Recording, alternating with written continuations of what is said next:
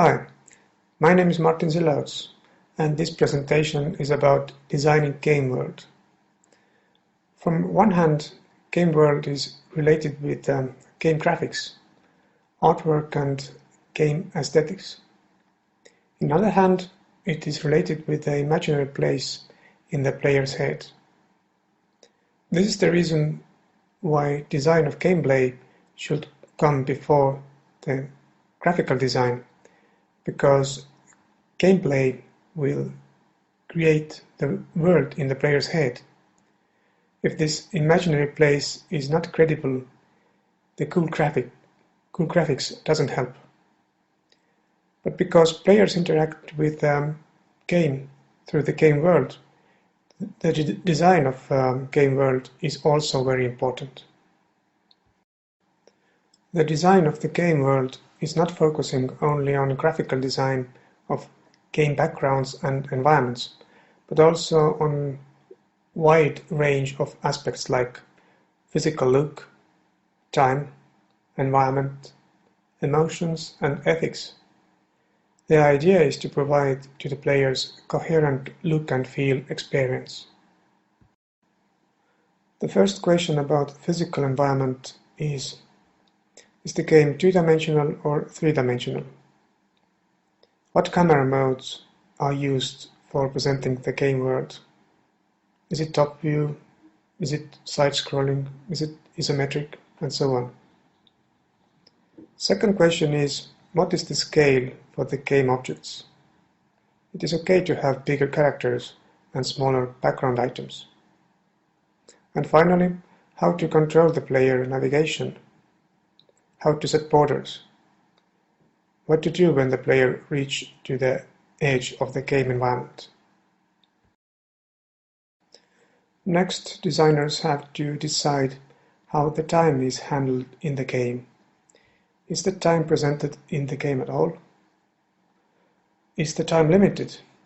In some games this is okay, for example in action games, but in some games not, for example in conceptual puzzles. How the time runs in the game. Is there time jumps between challenges, or is the game based on turns, for example business simulators? Is there anomalies in the flow of time? For example, time flows differently for different game items, like tree grows faster than time spent for producing weapons, or for example short actions last longer, like cleaning room takes weeks. Can the player adjust the time? This is good for testing the game and also for casual players. For example, changing the duration for the half-time in the sports game. For example, in the Time Mesh World War II history game, the time jumps when the player is moving from one level to another. Environmental aspects are related with the artwork and style of game surroundings, level of details, and cultural context. Artwork is related with the appearance. Style is related with the atmosphere. For example, in the Time Mesh World War II game, the appearance of the artwork is related with 40s. But the style is rough black and white for creating the atmosphere of wartime gloom. And for example, in the Time Mesh Industrial Revolution, the appearance of the artwork is related with the Georgian era, but the style is manga. The number of details should be as big as possible, but be sure that you don't harm the gameplay. The game environment looks richer if there is more details. Cultural context is delivered through the game items. First, what is the general backstory for the entire game and to the characters?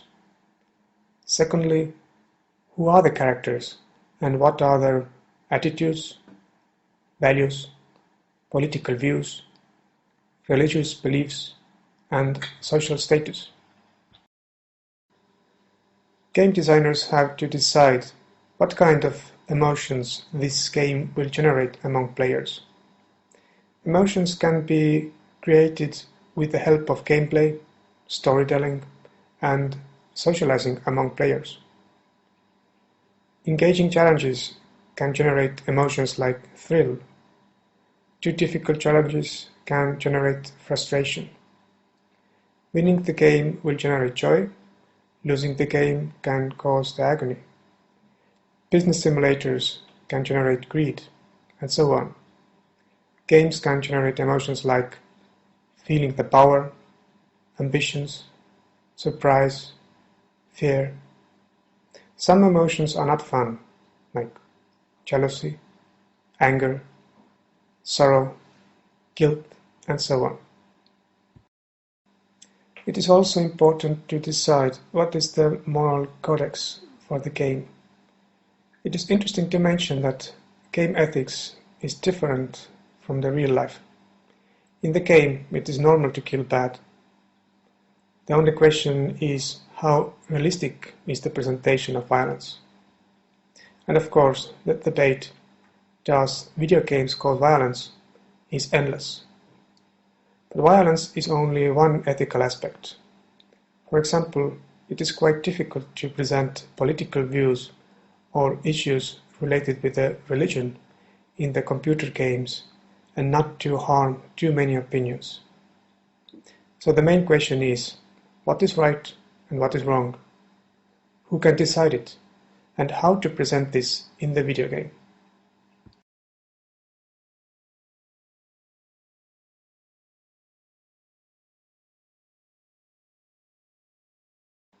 The examples in this presentation are from the Time Mesh history game.